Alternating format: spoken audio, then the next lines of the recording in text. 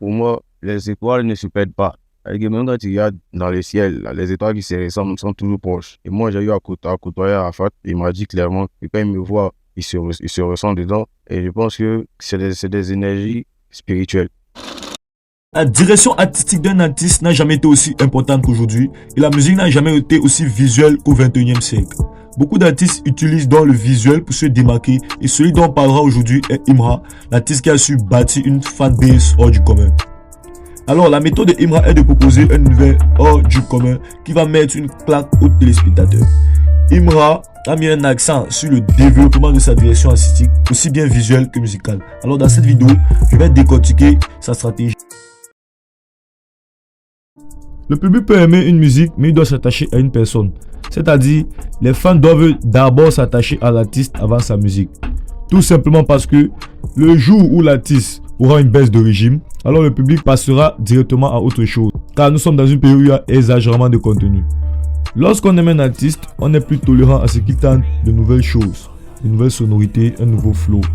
Depuis le début de sa carrière dans la drill, Imra a tenu à être dans la peau d'un driller, comme aux États-Unis ou en Angleterre, en adoptant toutes les caractéristiques d'un driller, c'est-à-dire les dreadlocks, les tatouages, la musculation, la voix grave. Mon nom c'est le Big Akafo. Et aussi les ad-libs.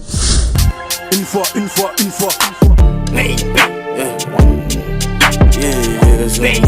Les gars. Le monde.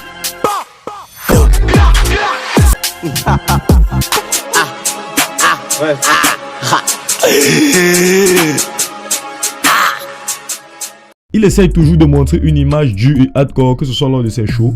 Il reste toujours torse nu pour que son public apprécie et s'identifie à lui.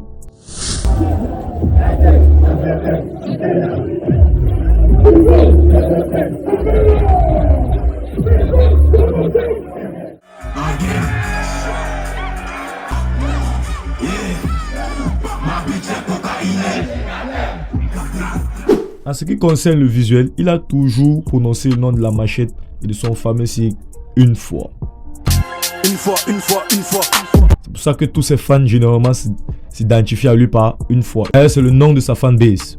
Au lycée, c'était moi et la coordination. On mettait ça dans tout pour rien. Quand c'est salut, on dit une fois. C'est comme une fois. Et on mettait une fois pour tout pour rien. Non, c'était une fois. C'est coordonné une fois. Donc après, moi, c'est tellement resté dans ma bouche que c'est devenu un mode de vie, quoi. C'est-à-dire que pour moi, j'ai adapté ça une fois à ma science. Avec tout ce que je fais, on ne peut pas reprocher. Même moi, tout le monde est une fois. Tout le monde est, tu vois. Pour moi, c'est un résumé de la vie. Le une fois, il n'y a pas deux.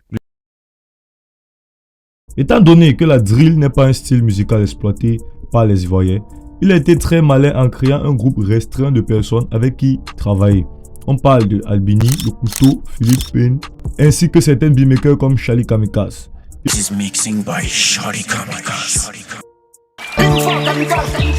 se mettent tous ensemble et multiplient les collaborations entre eux. Là où on voit qu'il savait ce qu'il faisait, c'est qu'il n'a chanté que sur de la drill pendant plusieurs années. Donc il a eu le temps de se construire une base de fans qui sont là d'abord pour sa personne et surtout pour écouter de la bonne drill. Ce qui est bien avec la carrière que Imra bâtit, soit tu es avec lui, soit tu es contre lui. C'est une bonne stratégie car elle fait en sorte que ses fans soient fidèles à lui et non à plusieurs artistes. Ils sont dévoués à sa cause qui essaie de prendre la tête, la première place. Je vous mets quelques extraits de la réaction de ses fans. Mental de guerre, il n'est pas peur de l'or. Maintenant.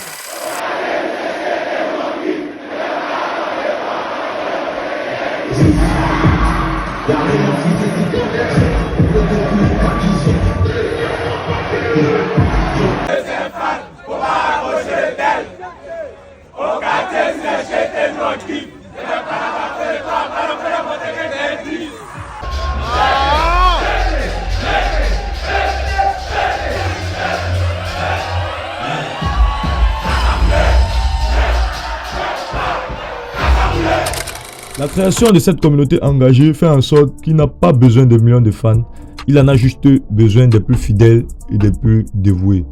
Et d'ailleurs, il met à leur disposition du merch, des tricots, des casquettes et bien d'autres. Ce sont ces mêmes fans qui s'arrachent les places de concert et qui vont streamer tous ces contenus sur internet.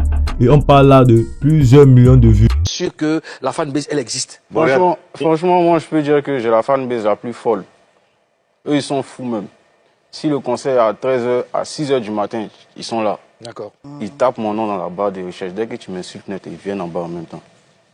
Dès qu'ils voient un juste moi. Je pense que c'est une fanbase qui s'est créée avec le temps. Oui. Dont les gens ont négligé. Moi, je savais. Oui. Donc la fanbase, elle existait depuis un bon moment. Ok. Étant très malin, il sait avec qui il doit s'entourer et collaborer. Donc il s'assure qu'avec ceux avec qui il va s'associer vont dans la même direction que lui. Comme ça, leurs fans pourront s'identifier. Il a collaboré avec Gazo, Doudou Santana, Lamano, les Joyce, qui sont des artistes français qui ont une très grosse communauté. En tout cas, une communauté de fans grandissante. Ces collaborations lui ont permis de toucher le marché français ainsi que tous les jeunes ados qui aiment la drill bien hardcore. Et aussi le fait qu'il chante de moins en moins en Nouchi permet de toucher d'autres pays francophones d'Afrique.